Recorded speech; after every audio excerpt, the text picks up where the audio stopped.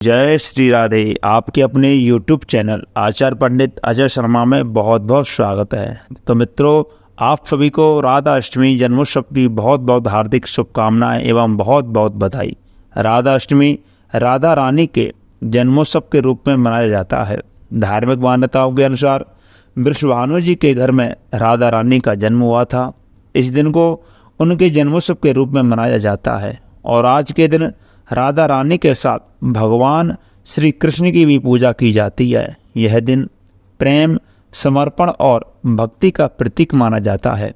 ऐसी मान्यता है इस दिन राधा रानी जी वृषभानु जी को एक तालाब में खिले हुए कमल के पुष्पों के बीचों बीच में मिली थी। इस दिन अष्टमी तिथि थी, तभी से अष्टमी तिथि को श्री राधा अष्टमी का पर्व मनाया जाता है।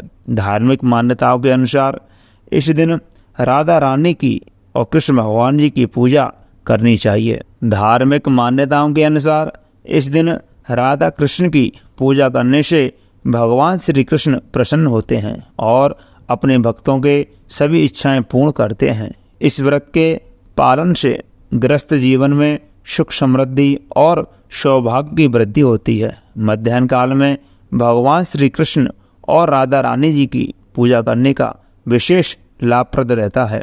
मध्याह्न काल में भगवान श्री कृष्ण और राधा रानी की पूजा करना विशेष लाभदायक रहता है। राधा अष्टमी के दिन आप राधा रानी की पूजा करते समय उन्हें अरबी की सब्जी का भोग अवश्य लगाएं, शुद्ध सात्विक बनी हुई हो, क्योंकि ऐसा कहा जाता है कि राधा रानी जी को अरबी की सब्जी अत्यधिक प्रिय है। आइए अब बात करते हैं राधा अष्टमी के शुभ मुहूर्त की। राधा अष्टमी के दिन कौन से मुहूर्त में राधा जी और कृष्ण भगवान की पूजा करनी चाहिए, पूजन करने की क्या विधि है, इस दिन कौन से मंत्र का जाप करना चाहिए, राधा अष्टमी का क्या महत्व है, तो ये सब जानकारी इस वीडियो के माध्यम से हम आपको बताएंगे। अगर आप हमारे चैनल पर पहली बार आए हैं तो कृपा करके हमारे चैनल को सब्सक्राइब करना ना भूलें और बेल आइकन घंटी को भी दबा दें, जिससे कि हमारे द्वारा जो भी जानकारी दी जाए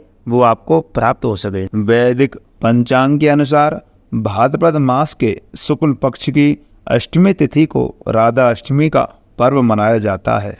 वैदिक पंचांग के अनुसार अष्टमी तिथि 10 सितंबर दिन मंगलवार को रात्रि 11:11 पर शुरू होगी और 11 सितंबर को रात 11:46 पर समाप्त हो जाएगी। अतः 11 सितंबर दिन बुधवार को राधा अष्टमी का पर्व मनाया जाएगा।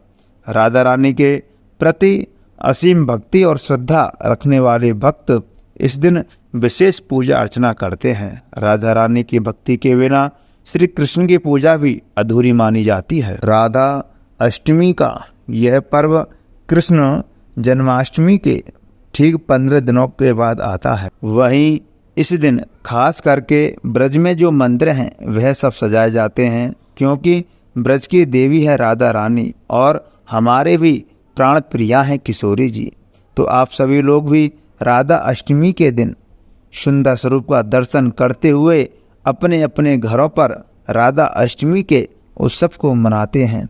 जिस तरह से आपने कृष्ण जन्माष्टमी पर्व मनाया, उसी प्रकार ही राधा अष्टमी का पर्व मनाया जाता है। राधा जी को लक्ष्मी का स्वरूप भी माना जाता है। माँ लक्ष्मी ही राधा रानी के स्वरूप में है। इसी दिन पूजा करने का शुभ मुहूर्त आपको मैं बता देता हूँ।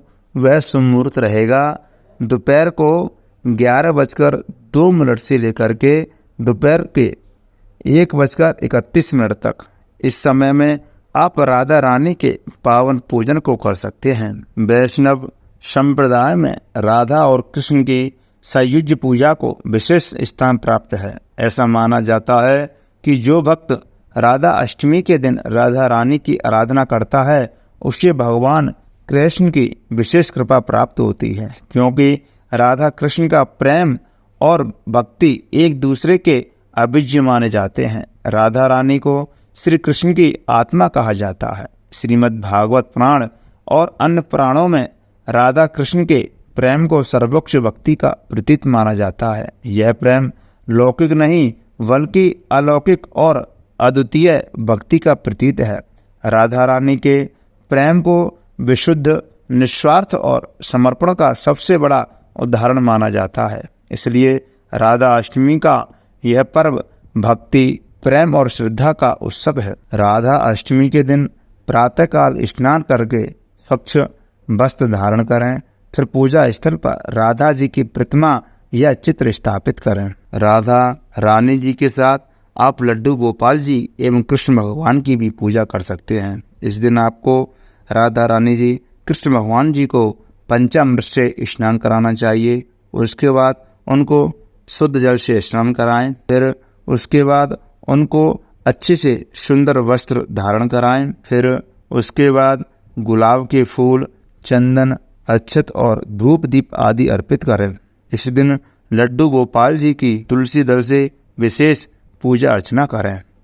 उन्हें माखन, मिश्री और विभिन्न प्रकार की मिठाइयों का भोग अर्पित करना चाहिए और विशेष करके राधा रानी जी को अरवी की सब्जी का भोग अवश्य लगाएं। पहले मैं आपको बता चुका हूँ, क्योंकि राधा रानी जी को अरवी की सब्जी अत्यधिक प्रिय लगती है। पूजा के बाद में उनकी पूरे विधि विधान के साथ आरती अर्चना करें और राधा चालीसा का पाठ करें। इस दिन राधा जी के प्रेम, समर्पण और उनकी भक्ति को हृदय से स्मरण करना चाहिए, जिससे जीवन में प्रेम, शांति और सकारात्मक ऊर्जा का संचार होता है। इस दिन राधा अष्टमी के दिन इस मंत्र का जाप करना चाहिए। मंत्र इस प्रकार है: वृषभानुजायै च विद्महे कृष्ण प्रियायै च धीमहि तन्नो श्री राधा प्रचोदयात्।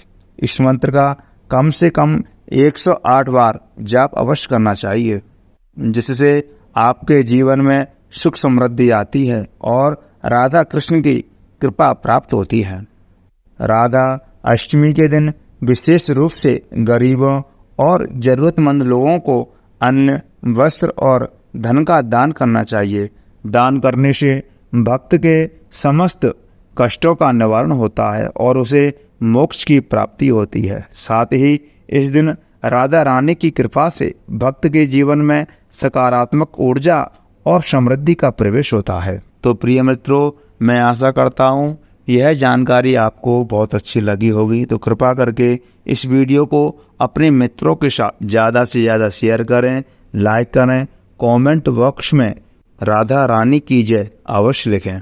अगर आप किसी भी प्रकार का पूजन इत्यादि पाठ कराना चाहते हैं, हमारे डिस्क्रिप्शन बॉक्स में नंबर दिया गया है, तो आप उस नंबर पर संपर्क कर सकते हैं। जय श्री राधे।